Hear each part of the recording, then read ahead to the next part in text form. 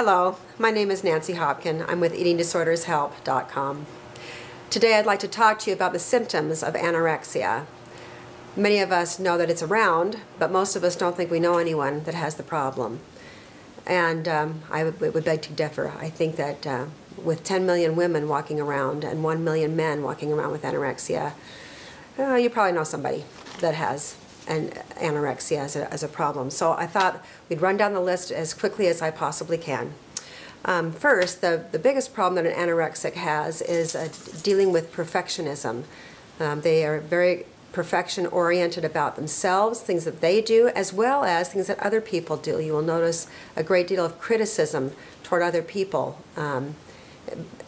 Even though they are wanting to be perfectly loving, they want things to be laid out perfectly for them. They are unable to make many decisions. They've lost all power to know what they like, and so they can't make decisions about what to wear or what to do. They want somebody else to decide if they're in a group. You make the decision. They certainly can't make any decision about what to eat. They will stand at the refrigerator for a great deal of time trying to decide which food is calling their name, and it doesn't happen.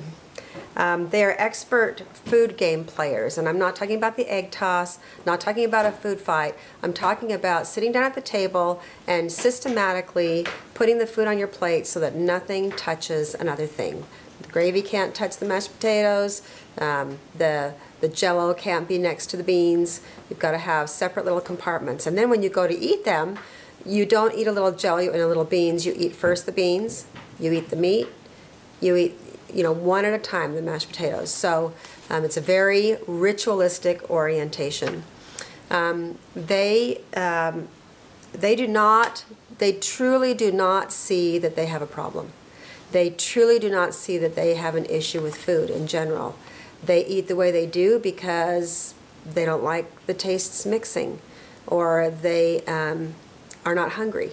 So they have in their head why things are the way they are, and you're not going to convince them otherwise. They do tend to eat a lot of mustard and onions, and I'm talking about a lot of mustard and onions. When Hannah's symptoms started to show up, her roommates were wondering where all their mustard was going. Now I'm talking about living with 5 other roommates, 5 bottles of mustard, and they were all starting to disappear.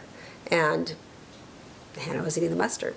They even may start to smell like onions because of the amount that they are eating. It's a food source, it's non-fattening, and it has flavor. So they have a great deal of anxiety, again, due to this perfectionism. Their feeling is to the point that if I do not do each activity that I'm about to do, if I do not execute this activity with exact precision, exactly the way it's meant to be, then something horrible, horrific is going to happen to me. So it's a really stressful way of life. They have a perfect exercise schedule, and it's embedded into their life so that it will not be moved and it will not be changed. They are going to run X amount of miles a day, or at a certain time, and they are going to wear a certain thing, and nothing's going to move that. They have a very busy schedule. Again, this exercising fits into the busyness of the schedule. And the busyness comes almost with a sense of pride because it is an obvious reflection of how much they're getting done. So it really slips into that mentality of production equals worth, which is so sad but so relevant. That's the American way. So be aware of those that are so busy, too busy to come and eat, too busy to socialize, because socializing and eating is not productive. And they will complain of being cold all the time, which is no wonder because they're losing great amounts of weight. So they will wear a lot of layers of material to provide that warmth that they would otherwise have with their body fat. So, and you will find that their conversation is focused on fashion, what looks good, or feeling fat, or does this make me look fat? And they will always come around to how does this look. You'll see them looking in the mirror a lot, refixing their hair, And again, that all has to be perfect and maintain that perfection. So we've run out of time.